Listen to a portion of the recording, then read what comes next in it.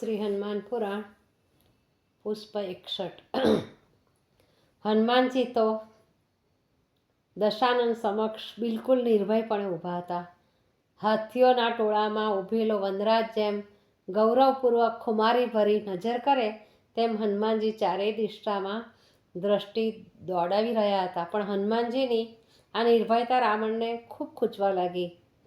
પ્રહસ્તને પણ આ ભયંકર વાનર ઉપર ખૂબ જ ક્રોધ ચડ્યો હતો। તેના એકના એક લાડકા દીકરાને આ વાનરે ચાંચડ ચોડે તેમ ચપટીમાં રણમાં રોળી નાખ્યો હતો। પણ અત્યારે રાજસભામાં બેઠો હતો, મંત્રીને આસને હતો। મંત્રીને આસને બેસીને એને તો માત્ર રાજ આજ્ઞાનું જ પાલન કરવાનું હતું।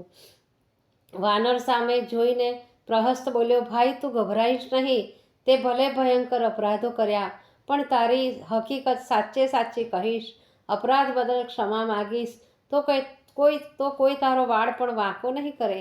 પ્રહસ્તની સમજાવટ ભરી વાણી સાંભળી હનુમાનજી હસ્તે વદને બોલ્યા, મારે ભય પામવાનું કોનાથી હોય?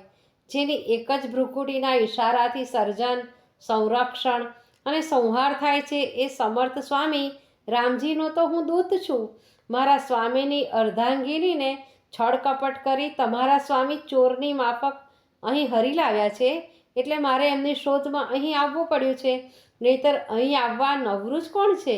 જગતમાં જેનો જોટો નથી એવી અશોક વાટિકા ઉજાડી નાખવાના અપરાધનો તું શું ખુલાસો કરે છે? મંત્રીશ્વરે બીજો પ્રશ્ન કર્યો। માતાજીના દર્શન કર્યા પછી મને કકડીને ખૂબ જ ભૂખ લાગી હતી। અશોક વાટિકાના વૃક્ષો પર ફળો લચી રહ્યા હતા। એ ફળો ખાઈને હું મારી ક્ષુધા સંતોષવા લાગ્યો। આ અશોક વાટિકા સમ્રાટની અંગત માલિકીની છે, રક્ષકની કે વાટિકાના સ્વામીની અનુમતિ વિના તે એ ફળો શા માટે ખાધા? મંત્રીશ્વરે ત્રીજો પ્રશ્ન કર્યો। હનુમાનજી પાસે જવાબ તૈયાર જ હતો। મંદ મંદ હાસ્ય કરતા એ બોલ્યા, ફળ ખાવા માટે વાનરને કોઈની રજા લેવાની રહેતી જ નથી। વૃક્ષ ઉપર ઝૂમી રહેલા ફળો ખાવાનો અધિકાર સૃષ્ટિના સર્જનહારે માન્ય જ કરેલો છે। વૃક્ષો જળમૂળમાંથી ઉખેડી નાખ્યા, ડાળો તોડી નાખી। બોલ, આ અપરાધનો તારી પાસે શું ખુલાસો છે? ભાઈ ચારેય તરફ ઉડતી નજર ફેંકી હનુમાનજી બોલ્યા, હું જાનકીજીની શોધમાં અહીં આવ્યો હતો। જાનકીજીને શોધતા પૂરી રાત વીતી ગઈ હતી। આટલી જહેમત બાદ જાનકીજીનો પત્તો મને મળ્યો, એમના પુનિત દર્શનનો લાભ મને મળ્યો, પછી મારું હૈયું કંઈ ઝાલ્યું રહે? અમારા વાનરોનો તો એ જન્મજાત સ્વભાવ છે। અમારા હૈયામાં હરખ અમે નાચી કૂદીને એને ભાંગ ફોડ કરીને દર્શાવીએ છીએ। જાતિ સ્વભાવ તો કોઈને છોડતો નથી। આમાં મને તો મારો કોઈ જ અપરાધ લાગતો જ નથી, એમ હનુમાનજીએ કીધું। હનુમાનજી સામે આગ ઝરતી નજર કરી મંત્રીશ્વર બોલ્યા, વાનર, અશોક વાટિકાના રક્ષકોને તે માર્યા, તને વારવા આવેલા સૈનિકોનો તે કચ્ચર ઘાણ કાઢી નાખ્યો, ખુદ સમ્રાટના લાડકા દીકરા અક્ષય કુમારને તે મોતના મુખમાં ધકેલી દીધો। આટલા અપરાધો કર્યા છતાં તું તારી જાતને નિર્દોષ સાબિત કરવા પ્રયત્નો કરે છે। હનુમાનજીએ ઉડતી નજર કરી ચારેય બાજુ જોઈ લીધું હતું। સભામાં હાજર હતા એ સૌની દ્રષ્ટિ એમની સામે જ ચોંટેલી હતી।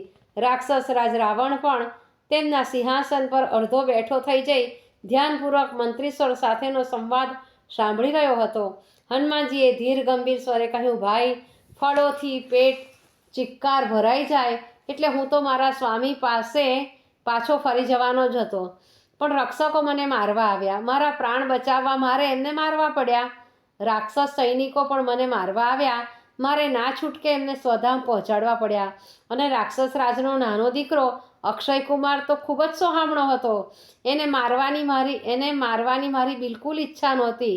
એ પણ આવ્યો હતો તો મને મારી જ નાખવા।